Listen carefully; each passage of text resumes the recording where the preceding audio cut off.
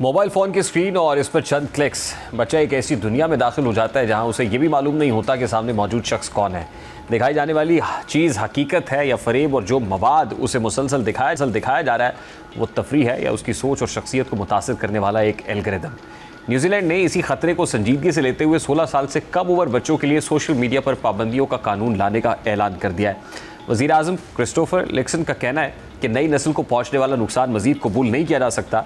New Zealand हुकूमत के मुताबिक 13 से 17 साल के हर 3 में से एक बच्चा सोशल मीडिया पर रोज़ाना कम से कम 5 घंटे गुजार रहा है। बच्चों को नुकसानदेह मवाद की लत मुसलसल उनकी जहनी सेहत बर्बाद कर रही है। नींद, तालीम और ख़ानदानी ज़िंदगी पर सोशल मीडिया के असरात इंतहाई तशवीशनाक हो चुके हैं। न्यूजीलैंड में मुजवज़ा कानून के तहत प्लेटफॉर्म्स को ये यकीनी बनाना होगा कि 16 साल से कम उम्र बच्चे अकाउंट्स ना बना सकें।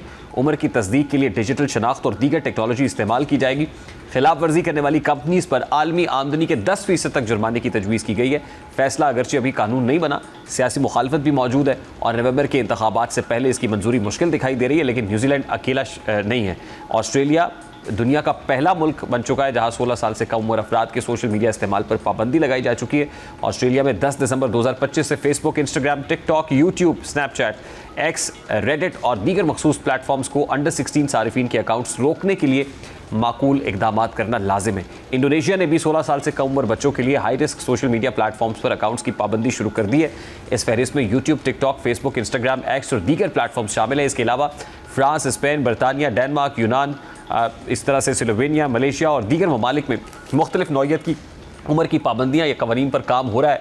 यहाँ एक अहम फ़र्क समझना ज़रूरी है। हर मुल्क में मुकम्मल पाबंदी नाफिज नहीं हुई। मिसाल के तौर पर फ्रांस में 15 साल से कम उम्र बच्चों के लिए मुजवज़ा पाबंदियों को रवामा फ्रांस की आइनी काउंसिल ने बुनियादी आज़ादियों और प्राइवेसी से मुताल्लिक़ खदशात के बायस रोक दिया है।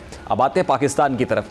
हम कब फैसला करेंगे? पाकिस्तान में भी अब ये बहस सिर्फ सोशल मीडिया तक महदूद नहीं रही, बल्कि पार्लियामान और सूबाई असम्बली तक पहुँच चुकी है। जुलाई 2025 में सेनेट में 16 साल से कम उम्र बच्चों के सोशल मीडिया अकाउंट्स पर पाबंदी का बिल सामने आया था, जिसमें प्लेटफॉर्म्स के लिए उम्र की तस्दीक और खिलाफ वर्जी पर जुर्मानों की तजावीज़ शामिल थी, मगर यह बिल बाद में वापस ले लिया गया।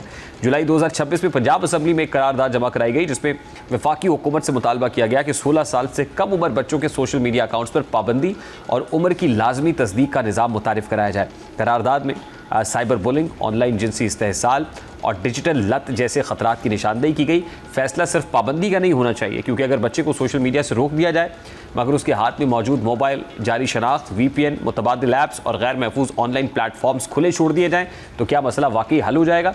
ऑस्ट्रेलिया का तजुर्बा भी यही बताता है कि कानून बनाना एक मरहला है, इस पर मौसर अमल दरामद दूसरा। तहकीक में यह भी सामने आया कि कुछ बच्चे उम्र की तस्दीक के निज़ाम को चकमा देने के तरीके तलाश कर रहे हैं।